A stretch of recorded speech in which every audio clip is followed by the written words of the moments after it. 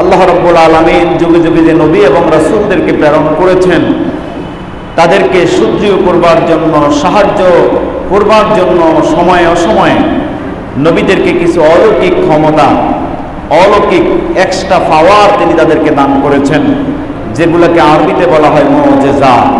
মুজিজাতুর রাসূল সাল্লাল্লাহু আলাইহি ওয়াসাল্লাম। নবীদের জন্য, নবুয়ত দাবিদারদের জন্য তিনটা বিষয় আবশ্যক। যে কোনো ব্যক্তি নবুয়ত দাবি করলে, নবুয়ত প্রমাণ করার জন্য যুগে যুগে আল্লাহ তাআলা নবীদেরকে তিনটা বস্তু দান করেছেন। সেই তিনটা বস্তুর একটি হচ্ছে ওহীর ইলম, ঐশী বাণী নবীর কাছে নাজিল হতে হবে, তাহলে বোঝা যাবে তিনি একজন নবী। আরেকটি হচ্ছে মুজিজা, অলৌকিক ক্ষমতা, অলৌকিক পাওয়ার, নিয়ম বহির্ভূত কিছু কার্যাবলী তার হাতে প্রকাশিত হতে হবে, এটাকে বলা মুজিজা। আরেকটা বিষয় হচ্ছে উন্নত চরিত্র। একজন নবীর জন্য এই তিনটি কোয়ালিটি সকল নবীদের জন্য আবশ্যক। যুগে যুগে যত নবী এবং রাসূল আল্লাহ প্রেরণ করেছেন, এই তিনটি গুণ যার ভিতরে ছিল তিনি হচ্ছেন নবী। জোরে বলেন সুবহানাল্লাহ। এক নম্বর হলো ওহীর জ্ঞান, দুই নম্বরে মুজিজা, অলৌকিক ক্ষমতা, তিন নম্বর হচ্ছে উন্নত চরিত্র, খোলকে আযীম। যেই বিষয়গুলো পুরাটাই পুরাপুরি রূপে আপনার নবী, আমার নবী, আখির নবী মুহাম্মদুর রাসূলুল্লাহ সাল্লাল্লাহু আলাইহি ওয়াসাল্লামের জীবন ইতিহাসে পাওয়া যায়, যায় কিনা? বিশ্ব নবীকে আল্লাহ সর্বশ্রেষ্ঠ মুজিজা দান করেছেন কোরআন, ঐশী বাণী, সর্বশ্রেষ্ঠ আসমানী কিতাব। বিশ্ব নবী সাল্লাল্লাহু আলাইহি ওয়াসাল্লাম সর্বশ্রেষ্ঠ মুজিজা হিসাবে আল্লাহ তাআলা তাকে কোরআন দান করেছেন। এছাড়াও আরো অসংখ্য মুজিজা বিশ্ব নবীর জীবনে সংঘটিত হয়েছে। প্রিয় সুদীপ, মক্কার কাফের মুশরিক থেকে শুরু করে যত ধরনের রাসূল সাল্লাল্লাহু আলাইহি ওয়াসাল্লামের শত্রু ছিলেন, সকলে রাসূলকে ট্রাই করেছে, পরীক্ষা করেছে দিনের পর দিন। আল্লাহর হাবিবকে পরীক্ষা করার জন্য একদিন আবু জেহেল বিশ্বনবী সাল্লাল্লাহু আলাইহি ওয়াসাল্লামকে বলল, আল্লাহ রাসূল সাল্লাল্লাহু আলাইহি ওয়াসাল্লামের সামনে এসে উপস্থিত হয়ে বলল, ভাতিজা, তুমি যদি সত্যিকার অর্থে নবী হয়ে থাকো, আবু জাহেল সেদিন একা আসেনি, মক্কার অনেক বড় বড় লিডারদেরকে নিয়ে এসেছে। তুমি যদি সত্যিকার নবী হয়ে থাকো, তাহলে আমাদেরকে বলে দিতে হবে আঙ্গিনার এক প্রান্তে, উঠানের এক পাশে যে বড় একটা পাথর আছে, এই পাথরটাকে তুমি এখান থেকে হাত দ্বারা ইশারা করার মাধ্যমে ফাটিয়ে দিতে হবে। সম্মানিত সুধী, লোহা দ্বারা আঘাত করলেও পাথর ফাটে না, হামার দিয়ে আঘাত করিয়েও পাথরকে ফাটানো যায় না, সুবিশাল পাথর। আবু জাহেল বলতেছে, ভাতিজা, তোমার নবুয়ত তুমি দাবি করতেছো, আজকে যদি এখান থেকে ইশারা দিয়ে ওই পাথরটাকে তুমি ফাটিয়ে দিতে পারো, শুধু তাই নয়, ওই পাথর ফাটিয়ে ওখান থেকে যদি একটি গাছ তুমি উত্থিত করে দিতে পারো, গাছ সেখান থেকে জন্ম নেবে এবং সেটা অনেক লম্বা হয়ে যাবে। এটা যদি করে দিতে পারো, তাহলে আমরা বিশ্বাস করব তুমি আল্লাহর নবী। সুবহানাল্লাহ। আল্লাহর হাবিব বললেন, যদি আমি তা করতে পারি, ও মক্কার কুরাইশ নেতৃবৃন্দ, তাহলে কি তোমরা আমার কালিমা আল্লাহর প্রতি ঈমান আনয়ন করবা কিনা? তাহলে যদি তোমরা আমার কথা একমত হতে পারো, আমার কথাকে যদি তোমরা গ্রহণ করে নিতে পারো, আল্লাহর প্রতি এবং তার রাসূলকে যদি তোমরা বিশ্বাস করে নাও, তাহলে এটা কোনো অবস্থাতে আমার পক্ষে অসম্ভব না। জোরে বলেন সুবহানাল্লাহ। বিশ্বনবী হাতের ইশারা করার সাথে সাথে ওই দূরে থাকা পাথরটি ফেটে গেল। পাথরের নিচ থেকে আল্লাহ রাব্বুল আলামিনের কুদরতে সেখান থেকে গাছ জন্ম নিল। সুবহানাল্লাহ। কথা ছিল বিশ্ব নবীকে তারা মেনে নেবে, পরে নেবে কালিমা, আখিরি নবীকে নবী হিসেবে মেনে নেবে। এই ঘটনা প্রকাশিত হওয়ার পর আবু জেহেল বলতে লাগলো, উতবা সাহেবা আর অন্যান্য নেতৃবৃন্দ বলতে লাগলো, মুহাম্মদ, এতদিন ধারণা করেছিলাম তুমি একজন ছোটখাটো জাদুকর, এখন দেখতেছি তুমি বিশ্বমানের জাদুকরে রূপান্তরিত হয়ে গেছো। জোরে করে নাউজুবিল্লাহ। কি বলতে হবে? সম্মানিত প্রিয় সুধী, ক্ষমতাগুলো বিশ্ব নবীকে দিয়েছেন কে? আল্লাহ রাব্বুল আলামিন। শুধু তাই নয়, আমরা তো এমন একজন নবীর উম্মত হয়েছি যে নবী আকাশের দিকে শাহাদাতের আঙ্গুল ইশারা করলে পরে চাঁদ দ্বিখণ্ডিত হয়ে যায়। আমরা তো এমন একজন নবীর উম্মত এমন একজন শ্রেষ্ঠ নবীর উম্মত হিসেবে আল্লাহ আমাদেরকে কবুল করেছেন, যে নবী জমিন থেকে কদম উঠালে পরে সেই কদম আরশ পর্যন্ত গিয়ে পৌঁছে যায়। যে নবী হ্যাঁ বললে এটা হালাল হয়ে যায়, যে নবী না বললে এটা হারাম হয়ে যায়, ইয়েস বললে এটা শরীয়তের বৈধ জিনিস, নো বললে এটা শরীয়তে অবৈধ জিনিস। এমন একজন নবী আমরা পেয়েছি, যিনি হচ্ছেন গোটা শরীয়ত ইসলামী, গোটা ইসলামী জীবন বিধানটা গোটা জীবনের ভিতরে তিনি বাস্তবায়ন করেছেন। সুবহানাল্লাহ, আল্লাহু আকবার। আমার প্রিয় সুধী, সেই নবীর সুন্নাহ, সেই নবীর আদর্শ আপনাকে আমাকে মডেল হিসেবে আল্লাহ দান করেছেন। কোরআন কারীমের সূরা কালামের 104 নম্বর আয়াতের ভিতরে আল্লাহ বলে দিয়েছেন, ওয়া ইন্নাকা লাআলা খুলুকিন আযীম। হে নবী, নিশ্চয় আপনি হচ্ছেন মহান চরিত্রের উপর সুপ্রতিষ্ঠিত, আপনার চরিত্র হচ্ছে সুমহান, আপনি তো শ্রেষ্ঠতম চরিত্রের উপর প্রতিষ্ঠিত, আপনার যে উন্নত চরিত্রের কোন মানুষ পৃথিবীতে আমি আর প্রেরণ করি নাই। জোরে বলেন সুবহানাল্লাহ। মুজিজা বিশ্বনবীকে অসংখ্য আল্লাহ তাআলা দান করেছেন। সময়ে সময়ে কাফেররা আল্লাহ রাসূল সাল্লাল্লাহু আলাইহি ওয়াসাল্লামকে পরাভূত করার জন্য যখন আগমন করত, আল্লাহ রাসূল সাল্লাল্লাহু আলাইহি ওয়াসাল্লাম সেই মুজিজার বদৌলতে আল্লাহর দেওয়া সে এক্সট্রা পাওয়ারের মাধ্যমে তিনি তাদের সামনে সফল হয়ে যেতেন, বিজয় লাভ করতেন। সুবহানাল্লাহ। আমার ভাইয়েরা, বুখারীর বর্ণনা হযরত জাবির ইবনে আব্দুল্লাহ রাদিয়াল্লাহু তাআলা থেকে হাদিসটি এসেছে, এক জিহাদের ময়দান থেকে বিশ্বনবী ফিরলেন, সাহাবায়ে কেরাম সঙ্গীদেরকে নিয়ে তিনি ফিরলেন। সেই জিহাদের ময়দানে সেনাপতির দায়িত্ব করেছেন মুহাম্মদুর রাসূলুল্লাহ সাল্লাল্লাহু আলাইহি ওয়াসাল্লাম। সেখান থেকে ফেরার পথে পথিমধ্যে অনেক দূর আসার পরে বিশ্বনবী বিশ্রাম নিতে লাগলেন, সৈনিকরা সেখানে বিশ্রামের জন্য অবস্থান করতে লাগলেন।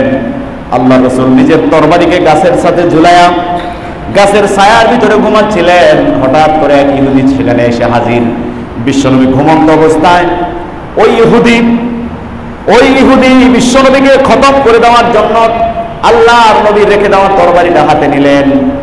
নিজ হাতে নিয়ে রাসূল সাল্লাল্লাহু আলাইহি ওয়াসাল্লাম তখন ঘুম থেকে জাগ্রত হয়ে দেখলেন ইহুদি তার সামনে বিশ্বনবীর তরবারি গাছ থেকে হাতের মধ্যে নিয়ে দাঁড়িয়ে আছে, বলতেছে, মুহাম্মদ বলো এবার তোমাকে আমার হাত থেকে কে রক্ষা করবে, বলো তোমাকে আমার হাত থেকে কে বাঁচাবে। বিশ্বনবী ঘুম থেকে জাগ্রত হয়ে অবস্থা দেখে তিনি সঙ্গে সঙ্গে বলে ফেললেন, একবার নয় দুইবার নয়, একে একে 3 বার তার জবান থেকে তিনি উচ্চারণ করেছেন, আমাকে এই মুহূর্তে তোমার হাত থেকে আমাকে বাঁচাবে আমার আল্লাহ, আমার আল্লাহ, আমার আল্লাহ তোমার হাত থেকে আমাকে রক্ষা করবে। সুবহানাল্লাহ। 3 বার আল্লাহর নবী আল্লাহর নাম উচ্চারণ করার সাথে সাথে ইহুদির হাত থেকে তখনই তরবারিটা নিচে পড়ে গেল, নিচে খসে পড়ে গেল। আল্লাহ রাসূল এবার ওই তরবারিটাকে এবার নিজের হাতে নিয়ে নিলেন, ইহুদির দিকে তাক করে বললেন, ওই ইহুদি এবার বল তোমাকে আমার হাত থেকে, এবার বলো তোমাকে আমার হাত থেকে রক্ষা করবে। তখন ওই ইহুদি এবার বলতে লাগলো, মুহাম্মদ তুমি তো দয়ালু, তুমি দয়ালু নবী, আমাকে মাফ করে দিবা, তুমি ক্ষমা করবা। তিনি বললেন, না না না, এখানে তোমাকেও আমার হাত থেকে বাঁচাবে একমাত্র কে? আল্লাহ রাসূল তাকে ক্ষমা করে দিলেন, বেকসুর ভাবে তাকে মাফ করে দিলেন। ইচ্ছা করলে তিনি এক করে ওই ইহুদির গর্দান আলাদা করে দিতে পারতেন, পারতেন কিনা? তিনি হলেন রহমতের নবী। ক্ষমা করে দেওয়ার সাথে সাথে ওই লোকটা পড়ে নিল, লা ইলাহা ইল্লাল্লাহু মুহাম্মাদুর রাসূলুল্লাহ সাল্লাল্লাহু আলাইহি ওয়াসাল্লাম। ওই ইহুদির হাত থেকে, তার তরবারির আক্রমণ থেকে বিশ্বনবীকে সেখানে রক্ষা করেছেন কে? সুতরাং ইমানদার কোন বাতিলের সামনে মস্তক অবনমিত করতে, বিপদে মুসিবতে সাহায্য চাইবে কার কাছে? আরো জোরে বলেন, কার কাছে? সেই নবীকে আমরা মডেল হিসাবে গ্রহণ করব। বিপদ আসুক মুসিবত আসুক সব সময় তাওয়াক্কুল করতে হবে এক আল্লাহর উপর, ভরসা করতে হবে আল্লাহর উপর। তিনি আমাদেরকে সব ধরনের বিপদ থেকে রক্ষা করবেন। জোরে বলেন সুবহানাল্লাহ। আমার প্রিয় সুধী, আজকে এমন নবীকে বেইজ্জত করার জন্য এটা নতুন ষড়যন্ত্র না। ইহুদি, নাসারা, খ্রিস্টান, বিধর্মীদের, আল্লাহদ্রোহী, খোদাদ্রোহীদের এই সংক্রান্ত ষড়যন্ত্র রাসূল সাল্লাল্লাহু আলাইহি ওয়াসাল্লামের জন্ম থেকেই ছিল, ছিল কিনা? জন্মেরও আগ থেকে, ইসলাম যেদিন থেকে, ইসলামের শত্রু সেদিন থেকে। কথা বলে, এজন্য মুসলমান, মুসলিম উম্মাহ সেই রাসূল সাল্লাল্লাহু আলাইহি ওয়াসাল্লামের আদর্শকে ধরে রাখবে। রাসূল সাল্লাল্লাহু আলাইহি ওয়াসাল্লাম যতই বাধা এসেছে, যত বিপত্তি এসেছে, তার কাজের গতি, ইসলামের অগ্রগতি, তিনি তার দ্বীনের দাওয়াতের গতি আরো কি করেছেন? বেগবান করে দিয়েছেন। জোরে বলেন সুবহানাল্লাহ। সুতরাং আজকের পৃথিবীতেও যদি কেউ আল্লাহ রাসূল সাল্লাল্লাহু আলাইহি ওয়াসাল্লামের আদর্শকে থামিয়ে দেওয়ার ষড়যন্ত্র করে, এটা কাজে আসবে না। কথা বলে, এটার হেফাজতের দায়িত্ব নিয়েছেন কে? ইন্না নাহনু নাযালনা যিকরা ওয়া ইন্না লাহু লাহাফিজুন। জোরে বলেন সুবহানাল্লাহ। কোরআনের মিশন চলবে, রাসূলুল্লাহর আদর্শের মিশন চলবে, সুন্নাতের মিশন কিয়ামত পর্যন্ত এই পৃথিবীতে চলবে। বাধা আসলে পরে ইমানের যে জজবা, ইমানের শক্তি আরো তেজোদ্দীপ্ত হয়ে যাবে। জোরে বলেন সুবহানাল্লাহ। এদেশের মানুষ রাসূল সাল্লাল্লাহু আলাইহি ওয়াসাল্লামের সম্মান রক্ষা করার জন্য ময়দানে ঝাঁপিয়ে পড়েছে।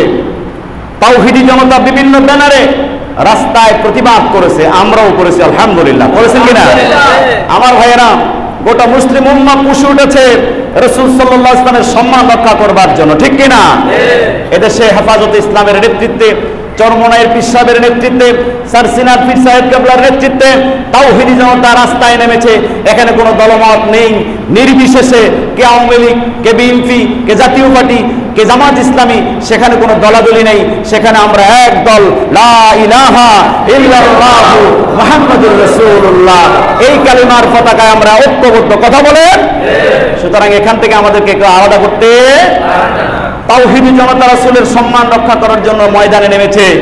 কিন্তু আমরা দেখতে পেলাম এদেশে সংখ্যালঘু কিছু ভাই চট্টগ্রামের জমিনে রাজপথে হিন্দু, বৌদ্ধ, খ্রিস্টান ঐক্য পরিষদের ব্যানারে মুসলমানদের বিরুদ্ধে স্লোগান ধরেছে। কথা বলেন, ঠিক কিনা? হেফাজতে ইসলামের বিরুদ্ধে কুৎসা করেছে, চরমনাইয়ের পীর সাহেবের বিরুদ্ধে কুৎসা রটনা করেছে। কথা বলেন। আমরা এর তীব্র নিন্দা এবং প্রতিবাদ জানাই কিনা আমার ভাইয়েরা? বাংলাদেশটা এমন একটি দেশ, এখানে সাম্প্রদায়িক সম্প্রীতিময় একটা দেশ। আমরা হিন্দু, বৌদ্ধ, খ্রিস্টান, মুসলিম একই প্ল্যাটফর্মে, একই ছাদের নিচে পরস্পর সমান অধিকার নিয়ে বসবাস করি। কথা বলেন। পৃথিবীর ইতিহাসে এই দৃষ্টান্ত, এই নজির হচ্ছে বিরল। আমার ভাইয়েরা, বাংলাদেশে হিন্দু ভাইদের অবস্থা এবং বিধর্মীদের অবস্থা হচ্ছে এরকম, তারা এভাবে মুসলমানদের হাতে নিরাপদ, মায়ের কোলে শিশু যেরকম নিরাপদ, ঠিক কিনা? ডিমের ভিতরে কুসুম যেমনি ভাবে নিরাপদ, এদেশের বিধর্মীরা, সংখ্যালঘুরা মুসলমানের কাছে সেভাবে নিরাপদ, ঠিক কিনা? কিন্তু তারা এই উস্কানিমূলক বক্তব্য, এই উস্কানিমূলক স্লোগান রাজপথে নেমে মুসলমানের বিরুদ্ধে দিয়েছে। হেফাজতের গালে গালে জুতা মারো তালে তালে, বলছে কিনা? চরমনাইয়ের গালে গালে জুতা মারো তালে তালে। বন্ধুরা আমার, আমরা এদের দৃষ্টান্তমূলক শাস্তি কামনা করি। কথা বলেন, ঠিক কিনা? আমরা মিছিল করা লাগবে না, আমরা আমাদের সেই ভাইদেরকে জানিয়ে দিতে চাই, তাওহীদি জমাতে যদি রাস্তায় নামেন, শুধু পায়ে হেঁটে সামনে অগ্রসর হলেই তোমরা মাটির সাথে মিশে যাবা। কথা বলেন, ঠিক কিনা? আমরা সেটা করতে যাব না। রাসূল সাল্লাল্লাহু আলাইহি ওয়াসাল্লাম বলেছেন, লাকুম দীনুকুম ওয়ালিয়া দিন, কোরআনের বাণী। তোমাদের ধর্ম তোমাদের কাছে, আমাদের ধর্ম। আমরা তো তোমাদেরকে কখনো এই কথা বলে গালি দেই না। হিন্দুর গালে গালে জুতা মারো তালে তালে কখনো বলছি আমরা? ইহুদির গালে গালে জুতা মারো তালে তালে বলছি আমরা? খ্রিস্টানের গালে গালে জুতা মারো তালে তালে বলছি? মুসলমান এই স্লোগান কখনো দেবে না, দিতে জানে না। সব সময় সহাবস্থান করতে আমরা বিশ্বস্ত। রাসূল আমাদেরকে শিখিয়েছেন, কোরআন আমাদেরকে শিক্ষা দিয়েছে। কথা বলে। সম্মানিত সুধী, আমরা এই উস্কানির জন্য সরকারকে বলবো, এদেরকে তদন্ত করে বিচারের ব্যবস্থা করুন। কথা বলেন। এদেশের এই সহাবস্থান, হিন্দু, বৌদ্ধ, খ্রিস্টান এবং অন্যান্য ধর্মের লোকদের সাথে মুসলমানের যে সম্পর্ক, এটাকে বিনষ্ট করতে চায়। কথা বলেন। ষড়যন্ত্রমূলক এই কার্যক্রম বন্ধ করতে হবে এবং তাওহীদি জনতাকে এই ব্যাপারে সোচ্চার থাকতে হবে। আল্লাহ পাক আমাদেরকে কবুল করুক। জোরে বলি আমিন। বেজার হয়েছেন নাকি আপনারা? বেজার হয়েছেন? আমার ভাইয়েরা, হিন্দু ভাইরা আমাদের এদেশের নাগরিক, খ্রিস্টান, বৌদ্ধ এরাও এদেশের নাগরিক। আমরা এদের সাথে সহাবস্থান করি, প্রত্যেকে যার যার ধর্ম পালন করবে, কোনো বাধা নাই। বাধা আছে? আমরা বরং মুসলমানের সন্তানের অনেক সময় হিন্দু ভাইদের মন্দির পাহারা দিয়ে থাকি, থাকে কিনা? তাদেরকে পাহারা দেওয়া হয়, তাদেরকে তাদের ধর্ম পালন করতে সহায়তা দান করা হয়। এই অবস্থা যেন টিকে থাকে, আমরা যেন সহাবস্থান করতে পারি, এই ব্যবস্থা আমরা চাই, চাই কিনা? আর কোন অবস্থাতেই রাসূলের অপমান আমরা সহ্য করতে, রাসূল সাল্লাল্লাহু আলাইহি ওয়াসাল্লামের অবমাননা, কোরআনের অবমাননা, ইসলামের অবমাননা মুসলিম তাওহীদি জনতা কখনো সহ্য করতে পারে না। আমাদেরকে গালি দাও, আমরা অপেক্ষা করব, তোমাকে প্রত্যুত্তর করব না। আমার মাকে গালি দাও, বাবাকে গালি দাও, এটার প্রতিবাদ করতে দেরি হবে, কিন্তু বিশ্বনবীকে গালি দিলে তার প্রতিবাদ দেরি হবে না, মুহূর্তের ভিতরে তাওহীদি জনতা গর্জে উঠবে। কথা বলে রাজি আছেন কিনা আপনারা? কারা কারা যে হাত তুলে আল্লাহকে দেখায়? আল্লাহ কবুল করুক, জোরে বলি আমিন। সম্মানিত প্রিয় সুধী, যেই নবীকে আল্লাহ সাহায্য করেছেন, তার ইসলামের এই অগ্রযাত্রাকে আল্লাহ সমগ্র পৃথিবীময় ছড়িয়ে দিয়েছেন, সে আল্লাহ পৃথিবীতে আছেন না? কথা বলেন আছেন কিনা? আমরা যদি সে নবীর আদর্শ নিয়ে ময়দানে টিকে থাকতে পারি, অবশ্যই একদিন কালো অন্ধকার তমস্বচ্ছন্ন আকাশ একদিন আলোয় উদ্ভাসিত হবে ইনশাআল্লাহ। হবে কিনা?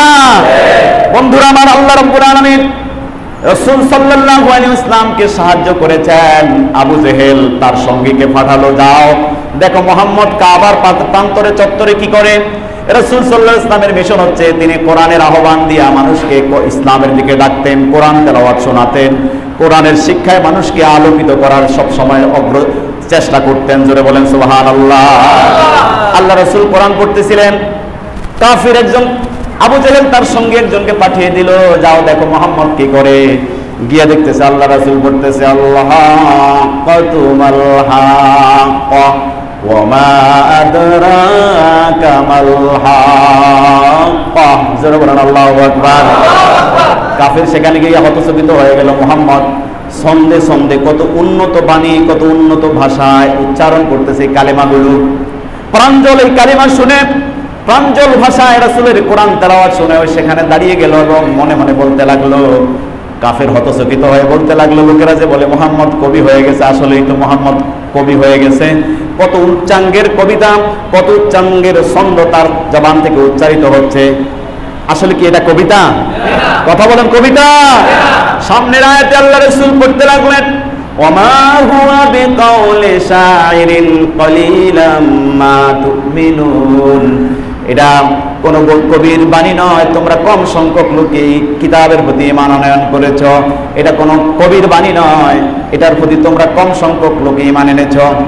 লোকটি এবার বলতে লাগলো, কাফের আবু জেহেলের দোসর, হায় রে, আমি মনে মনে বললাম মুহাম্মদ কবি হয়ে গেছে, সে এটা মনের খবর কিভাবে জেনে আমাকে উত্তর দিয়ে দিল। লোকেরা যে বলে মুহাম্মদ বড় মাপের গণক হয়ে গেছে, সত্যিকার অর্থেই তো মুহাম্মদ একজন বড় মাপের গণক। আল্লাহর নবী পরবর্তী আয়াত তেলাওয়াত করে জানায়া দিলেন, ওয়ালা বিকাউলি কাহিনিন কালিলাম মা তাযাক্কারুন। ও দুনিয়ার মানুষ, এটা কোনো গণকের বাণী নয়, তোমরা কম সংখ্যক লোকই এটার প্রতি এটাকে উপদেশ হিসাবে গ্রহণ করেছ। লোকটি বলতে লাগলো, সর্বনাশ, এই কথারও জবাব মুহাম্মদ দিয়ে দিছে। তাহলে এটা গণকের কথা নয়, কবির কথাও নয়, তাহলে এটা জিন বা পরীরা মুহাম্মদকে এনে বলে দিয়ে যায় আর সে আমাদের সামনে এটা উচ্চারণ করে। এই লোকটা মনে মনে মন্তব্য করার সাথে সাথে রাসূলুল্লাহ সামনের আয়াতে পড়ে জানায়া দিলেন, তানজিলুম মির রাব্বিল আলামিন। এটা কোনো গণকের কথা নয়, কবির কথা নয়, দুনিয়ার মানুষ, জিন পরীর বক্তব্য নয়, বরং এটা হচ্ছে সেই মহান রবের পক্ষ থেকে আগত, যিনি সমগ্র জাহানের প্রতিপালক। আমার ভাইয়েরা, লোকটি আর মন্তব্য করতে রাজি না, তার দিলের ভিতরে কোরআন আসর করে ফেলেছে। রাসূল যে একজন সত্য নবী সে স্পষ্ট বুঝতে সক্ষম হয়ে গেছে। সুবহানাল্লাহ। চলে গেল তার নেতার কাছে, আবু জাহেলের কাছে। আবু জাহেল, আমি তো আজকে একটা সত্য বুঝে ফেলেছি। বলল, কি বুঝেছ? বললাম, বুঝেছি এই কথাটা যে মুহাম্মদ আসলে মিথ্যা নয়, সে একজন সত্য নবী, সত্য রাসূল, যা বলে সব সত্য বলে। আবু জাহেল বলতেছে, তুমি আজকে বুঝলা? আমি তো এটা অনেক আগেই থেকেই জানি। তাহলে নেতা, তুমি অনেক আগ থেকেই মুহাম্মদ সত্য, তার কোরআন সত্য, রিসালাত সত্য, এটা জানো, মানো না কেন? তাকে ঈমান, তার প্রতি ঈমান আনো না কেন? আবু জাহেল বলতেছে, আমার নেতৃত্ব ছুটে যাবে, কর্তৃত্ব চলে যাবে, নেতাগিরি ছুটে যাবে, যার কারণে মানি না। জোরে বলেন নাউজুবিল্লাহ। ওই লোকটি তার মুখের উপর বলল, নেতা, তুমি মানো চাই না মানো, তোমাকে সাক্ষী রেখে আমি রাসূলুল্লাহর কালিমা গ্রহণ করে নিলাম। পড়ে নিলাম লা ইলাহা ইল্লাল্লাহু মুহাম্মাদুর রাসূলুল্লাহ সাল্লাল্লাহু আলাইহি ওয়াসাল্লাম। আল্লাহু আকবার।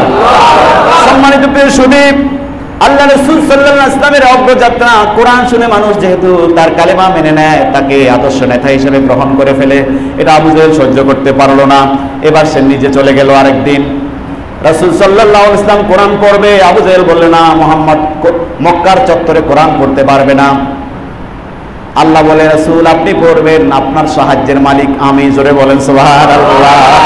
ইন্না নাহনু নাযালনা যিকরা ওয়া ইন্না লাহু লাহাফিজুন।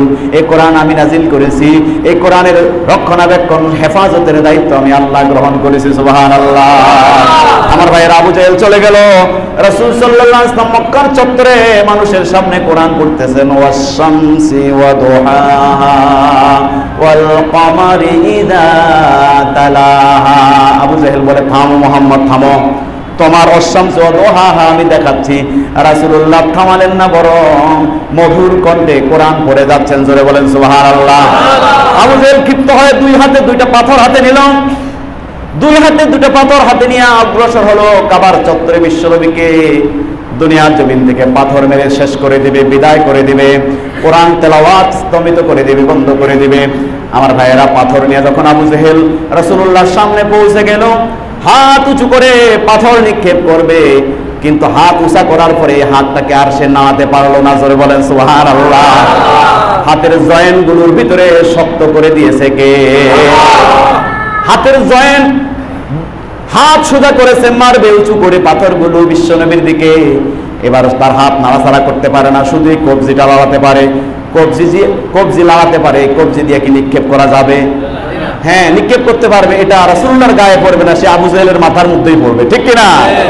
বন্ধুরা আমার, হাত নাড়াতে পারে না, এবার চোখেও দেখতেছে না। রাসূলুল্লাহ কোরআন পড়ে কিন্তু চোখে দেখে না। সম্মানিত সুধী, তার চোখের আলো, হাতের শক্তি তুলে নিলেন কে? আরো জোরে বলেন কে? প্রিয় সুধী, আমার ভাইয়েরা, আবু জেহেল বিশ্বনবী সাল্লাল্লাহু আলাইহি ওয়াসাল্লামকে দুনিয়া থেকে বিদায় করার ষড়যন্ত্র করেছে। আল্লাহ রাব্বুল আলামিন তার নবীকে হেফাজতের দায়িত্ব নিয়েছেন। সুবহানাল্লাহ। পরাস্ত হয়ে ফিরে এসেছে। লোকেরা বলল, কই মুহাম্মদকে মারতে গেছিলেন না, মারো নাই? বলল, মারবো কিভাবে? আমার হাত সোজা করলাম, বাঁকার করতে পারি নাই। মুহাম্মদের তেলাওয়াত শুনে মারতে পারি নাই। আমি যদি তাকে না দেখি তাহলে মারমু কোথায়? তোমার মাথায় মারমু। আর মারমু কিভাবে? আমার হাতই তো নড়াচড়া করে না। জোরে বলেন সুবহানাল্লাহ। হেফাজতের মালিক কে? প্রিয় সুধী, তারপর আবু জেহেল উল্টা পথে হেঁটেছে। বিশ্বনবীকে আল্লাহ রাব্বুল আলামিন অনেক অনেক অলৌকিক ক্ষমতা দান করেছেন। তন্মধ্য থেকে বন্ধুরা আমার, রাসূল সাল্লাল্লাহু আলাইহি ওয়াসাল্লাম ফরিকা খনন করতেছেন। রাসূল সাল্লাল্লাহু আলাইহি ওয়াসাল্লাম 1400 থেকে 1450 সাহাবী, খন্দকের যুদ্ধ, যেটাকে আহজাবের যুদ্ধ বলা হয়, সর্বদলীয় ঐক্যজোট, আরবের যত দল আছে সব একমত হয়েছে, মহাজোট বেঁধেছে। বিশ্বনবীর আদর্শ ইসলামকে দুনিয়া থেকে বিদায় করে দিবে, যুদ্ধ করবে। হযরতে সালমান ফারসি রাদিয়াল্লাহু তাআলা আনহুর পরামর্শ মোতাবেক আল্লাহ রাসূল মদিনার চতুর্পাশে পরিখা খনন করতে লাগলেন। প্রত্যেক সাহাবীর ভাগে 10 foot by 10 foot square feet ভাগে পড়লো।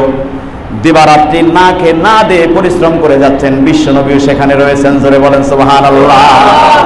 মাটি কাটতেছেন, খাল খনন করছেন, না খেয়ে সাহাবীরা পাথর বেঁধেছেন। একজন সাহাবী বলল, হায় রে সর্বনাশ, খাবার নাই, দাবার নাই, পাথর বেঁধেছি। রাসূল সাল্লাল্লাহু আলাইহি ওয়াসাল্লাম তারপরও কাজ চালিয়ে যেতে বলছেন।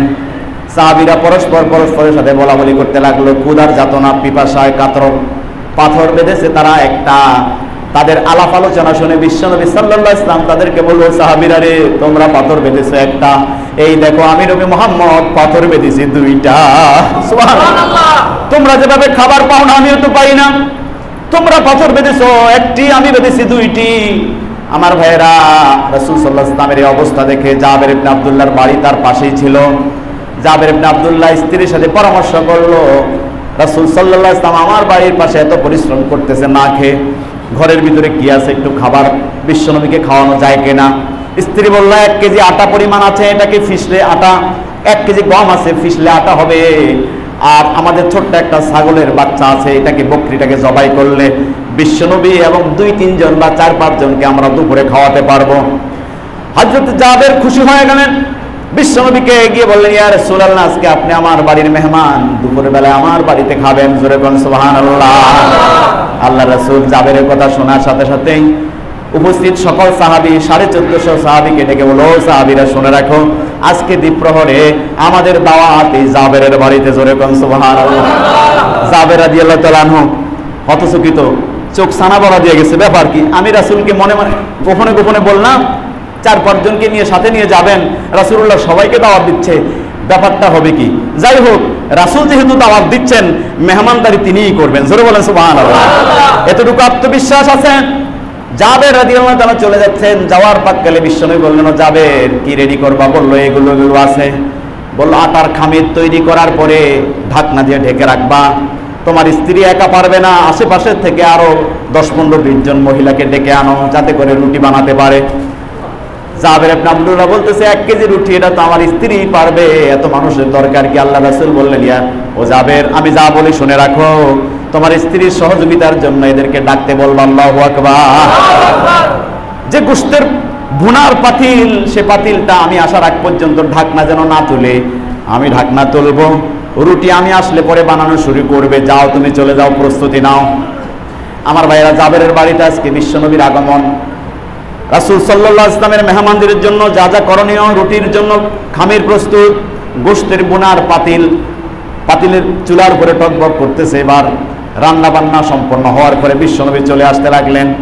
তিনি আসলেন, সাহাবায়ে কেরামদেরকে বললেন, একত্রে নয়, 10 জন করে তোমরা আসবা, একদল খেয়ে যাওয়ার পরে আরেক দল তোমরা চলে আসবা। জোরে বলেন সুবহানাল্লাহ। আমার ভাইয়েরা, রাসূল সাল্লাল্লাহু আলাইহি ওয়াসাল্লাম আসলেন, তিনি তার জবান থেকে, মুখ থেকে লালা মোবারক নিয়ে সেখানে ওই আটার খামির ভিতরে দিয়ে দিলেন। এবার জাবেরের স্ত্রীকে বললেন, যাবে তোমার স্ত্রীকে বলো রুটি বানাবার জন্য এবং তার সহকর্মীদেরকে সহযোগিতা করার জন্য বলো। জোরে বলেন সুবহানাল্লাহ। বন্ধুরা আমার, আল্লাহ রাসূল গোশতের পাতিলের ঢাকনা উপর করে উঁচা করে তিনি সেখানে ফু দিলেন, বরকত দান করলেন। এবার রাসূল সাল্লাল্লাহু আলাইহি ওয়াসাল্লাম বললেন, জাবের আমাকে চামিচ দাও, আমি বর্তনকারী। সুবহানাল্লাহ। আল্লাহ রাসূল বিসমিল্লাহি আলা বারাকাতিল্লাহ বলে নিজে বর্তন শুরু করলেন, সাহাবায়ে কেরামদেরকে খাওয়াচ্ছেন, যেই দল আসছে তাদেরকে খাওয়াচ্ছেন। রুটি এবং গোশত পেট ভর্তি করে তারা খেলেন। খেতে খেতে 1400-1450 সাহাবী, সবার খাওয়া সম্পন্ন হয়েছে। বিশ্বনবী খেলেন, জাবেরের বাড়িতে সব মহিলা যারা মেহমান ছিলেন সবাই খেলেন। সবার খাওয়া সমাপ্ত হয়েছে, তারপরও পাতিলের গোশত যেই পরিমাণ আগে ছিল এখনো সেই পরিমাণ, আটার খামির যেই পরিমাণ ছিল এখনো সেই পরিমাণ। জোরে বলেন সুবহানাল্লাহ। আমার ভাইয়েরা, এই অলৌকিক ক্ষমতা বিশ্বনবীকে দান করেছেন কে? তার আদর্শ এই জমিন থেকে মুছে দেওয়া যাবে? তার আদর্শ কিয়ামত পর্যন্ত এই জমিনে বাস্তবায়িত থাকবে। জোরে বলেন ঠিক কিনা? সেই আদর্শের সাথে লেগে থাকতে রাজি আছি। রাসূলুল্লাহ সাল্লাল্লাহু আলাইহি ওয়াসাল্লামের আদর্শ নিয়ে বেঁচে থাকতে পারলে এই দুনিয়াও সফল, আখিরাতও। আল্লাহ তাআলা এই সফলতা আমাদের সকলকে দান করুক, আমিন। হাযা মা ইনদি ওয়াল ইলমু ইনদাল্লাহ। আই ভিশন টিভি, সত্য সুন্দরের প্রতিচ্ছবি।